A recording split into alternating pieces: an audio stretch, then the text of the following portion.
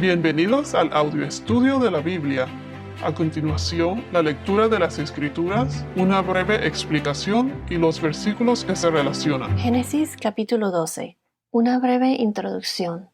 Hasta ahora, los eventos del Antiguo Testamento que hemos visto fueron la creación del mundo, la creación de la humanidad, todo esto en el capítulo 1 de Génesis. La institución del matrimonio entre el hombre y la mujer, Adán y Eva, en Génesis capítulo 2, versículos 18 al 25.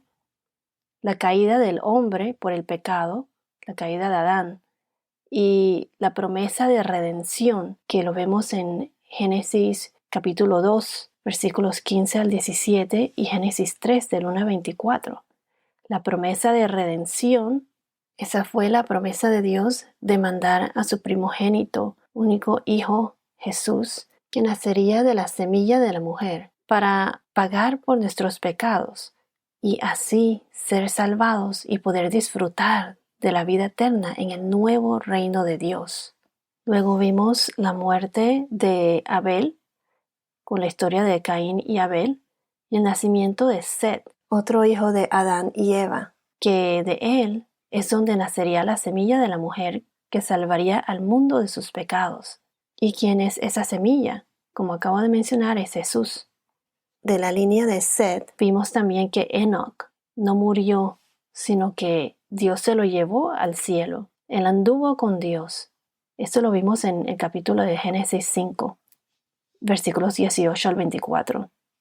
Vimos qué tan grande es la misericordia de Dios, que salvó a Noé y a su familia. A 8 de ellos entraron ellos y los animales al arca, y Dios, por su misericordia, los salvó del diluvio, en donde después del diluvio Noé y su familia tuvieron un nuevo comienzo. Recuerden la promesa de Dios de no volver a mandar otro diluvio como ese, como lo fue en la época de Noé. Y Él estableció como señal de esa promesa el arco iris. O sea que cada vez que miremos el arco iris es una señal como para recordarnos de su promesa de que Dios no va a volver a destruir la tierra por medio de un diluvio como lo fue en aquella época, un diluvio mundial. Un diluvio que fue a causa de la maldad y la depravación de la humanidad en aquel entonces. Y opino que el mundo de hoy no es tan diferente. Miren cómo son las cosas, que Satanás siempre trata de imponer lo contrario a lo que Dios establece para nosotros. El símbolo del arco iris, además de ser un significado simbólico de paz, esperanza, fidelidad, misericordia de Dios y de la promesa de el pacto de Dios con Noé de no mandar un diluvio mundial como lo hizo, pues hoy en día es asociado con significados negativos, más oscuros. También se usa como un símbolo del orgullo gay. Es el símbolo de la bandera del homosexualismo para la comunidad LGBT. Según la Biblia, que es la palabra de Dios, la función natural de una pareja es entre un hombre y una mujer. Si vamos a Romanos capítulo 1, versículos 24 al 25 o 24 al 27, nos dice así. Romanos capítulo 1. Por lo cual Dios los entregó a la impureza de la lujuria de sus corazones, de modo que deshonraron entre sí sus propios cuerpos. Porque aquí dice, deshonraron entre sí sus propios cuerpos, porque ellos cambiaron la verdad de Dios por la mentira.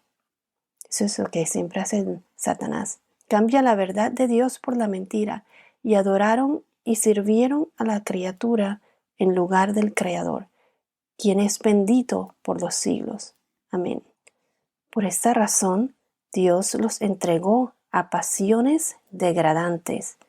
Pongan atención aquí, pasiones degradantes, porque sus mujeres cambiaron la función natural por la que es contra la naturaleza, esa función natural. Ahora el versículo 27 dice, de la misma manera, también los hombres, abandonando el uso natural de la mujer, se encendieron en su lujuria unos con otros, cometiendo hechos vergonzosos, hombres con hombres, y recibiendo en sí mismos el castigo correspondiente a su extravío. Todo esto nos habla de la corrupción del hombre. Hoy en día todo el mundo quiere decir que la homosexualidad es algo normal, la nueva norma, pero la Biblia dice que es una abominación. Dios la aborrece, es perversión y viene de una mente reprobada. La cultura en el mundo siempre va a cambiar y va a cambiar a través del tiempo, pero la moralidad, la moral que está en la Biblia, eso nunca cambia. La palabra de Dios nunca cambia. Es la misma antes, ahora y siempre será. Si vamos a la primera carta a los Corintios, 1 Corintios capítulo 6, versículo 9, 1 Corintios 6 y 9, nos dice así: ¿O no saben que los injustos no heredarán el reino de Dios? No se dejen engañar, ni los inmorales, ni los idólatras, ni los adúlteros, ni los afeminados, ni los homosexuales, ni los ladrones, ni los avaros, ni los borrachos, ni los difamadores, ni los estafadores heredarán el reino de Dios. Pero esto del homosexualismo, todo esto lo estudiaremos más adelante, creo que cuando lleguemos a Sodoma y Gomorra.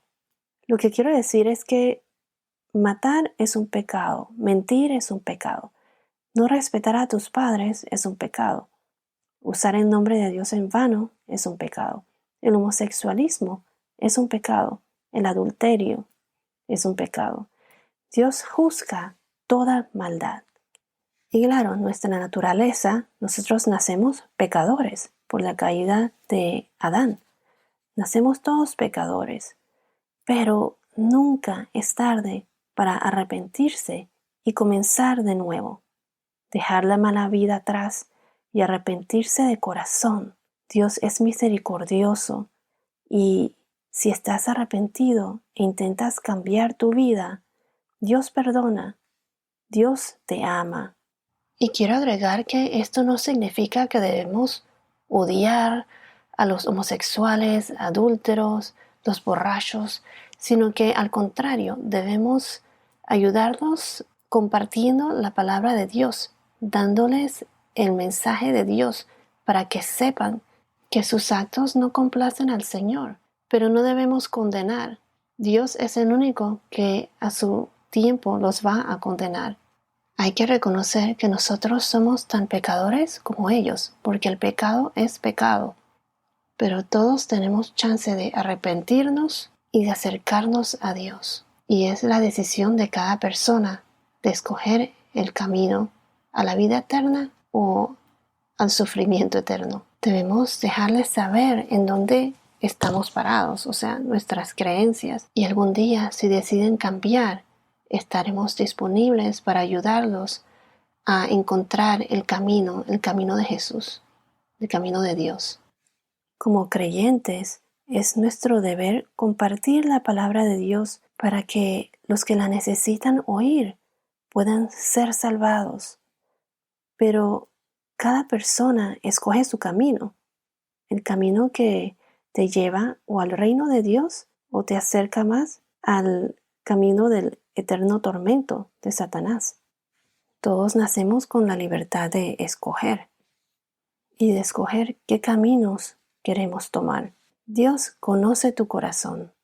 Él es el único que conoce tu corazón. Al uno arrepentirse y acercarse a Dios y tratar de vivir, de seguir el camino de Dios, porque solo lo podemos hacer tratando de hacerlo, por medio de nuestra fe, al reconocer que Jesús murió en la cruz para pagar por nuestros pecados.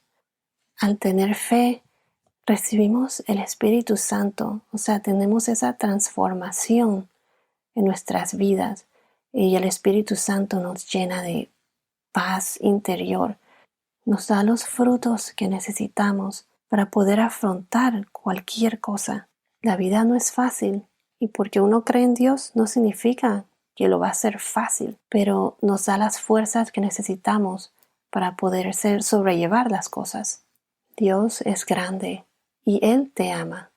Bueno, me fui por la tangente, pero regresando al tema, otro de los eventos importantes que cubrimos fue el de la Torre de Babel, cuando Dios confundió sus lenguas y se esparcieron todos sobre la faz de la tierra.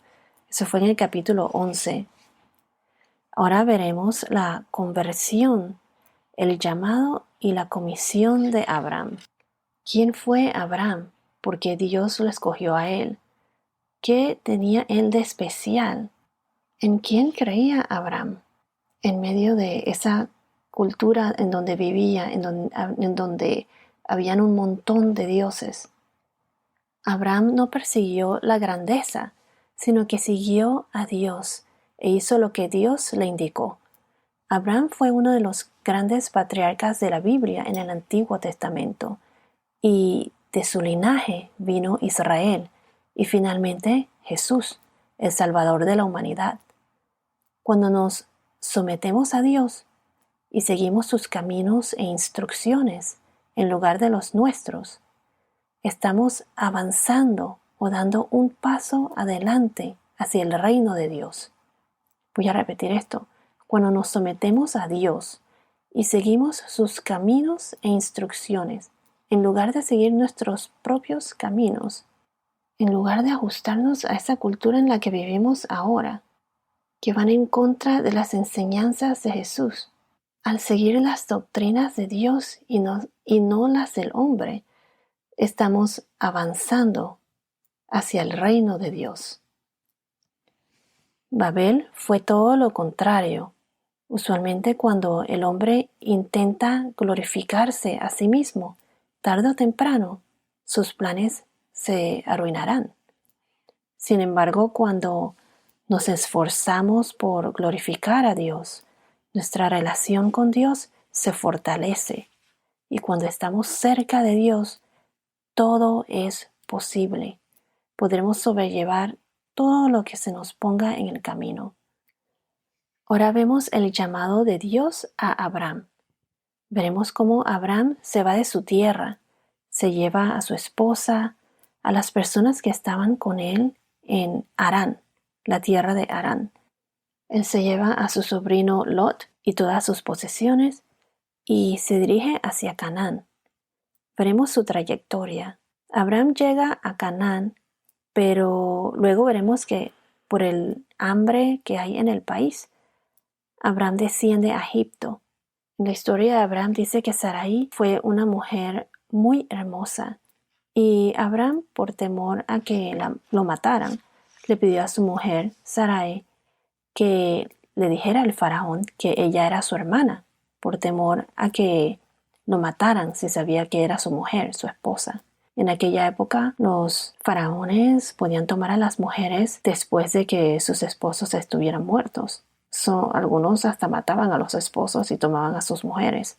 Esa era la cultura de aquella época. El faraón, al ver la hermosura de Sarai, trató bien a Abraham, creyendo que era su hermano. Pero veremos cómo era la cultura en aquella época y qué pasó cuando el faraón descubre que Sarai es la mujer de Abraham. Abraham fue un hombre como nosotros, con pecados, pero tratando de obedecer y de seguir diariamente el camino de Dios, de complacer al Señor. Seguir el camino de Dios no es un camino fácil. Por eso nuestra fe, tener fe, es muy importante. Mantener la fe en nuestro Señor Dios. Y Dios lo puede todo. Y como decía, Abraham fue un hombre como nosotros, con pecados, pero tratando de obedecer y seguir diariamente el camino de Dios, de complacer al Señor. A veces nos salimos o nos desviamos del camino de Dios, pero por medio de nuestra fe, Jesús nos ayuda a encontrar nuevamente ese camino. Por medio de Jesús se llega a Dios, como dice en Juan 14:16. En Juan 14:16 nos dice, Jesús le dijo, yo soy el camino y la verdad y la vida. Nadie viene al Padre sino por mí. en la primera carta de Pedro, del apóstol Pedro, capítulo 3, versículo 18. Nos dice, porque también Cristo murió por los pecados una sola vez, el justo por los injustos, para llevarnos a Dios, muerto en carne, pero vivificado en el Espíritu. Bueno, esto es todo por ahora. Que tengas un día muy bendecido y hasta la próxima.